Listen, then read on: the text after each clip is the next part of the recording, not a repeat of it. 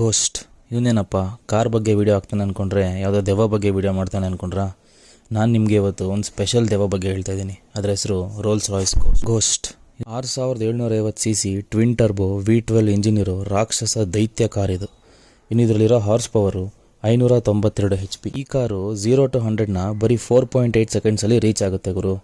And ಇದರ top speed ಬಂದು 250 km/h. ಇನ್ನು ಇಂಟೀರಿಯರ್ ಜಸ್ಟ್ ನೋಡಿ ನೀವೇ. ಈ ಕಾರಲ್ಲಿರೋದು 8 speed automatic gear transmission with maximum 8 km mileage.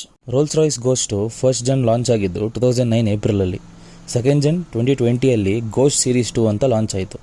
Series 2ನ update ಮಾಡಿ ಮೈನರ್ ಡೀಟೇಲಿಂಗ್ ಜೊತೆ 2025ಅಲ್ಲಿ ಲಾಂಚ್ ಮಾಡಿದ್ದಾರೆ. ಇಲ್ಲಿ ಇರೋ ಈ ಬಿಳಿ ಆನೆ ಪ್ರೈಸ್ ಬಂದು 8 ಕೋಟಿ ರೂಪಾಯಿ ಗುರು.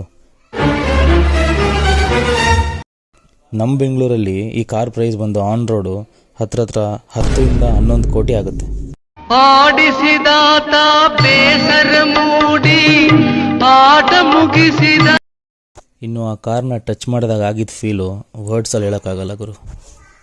ಆನಂದ ಪರಮ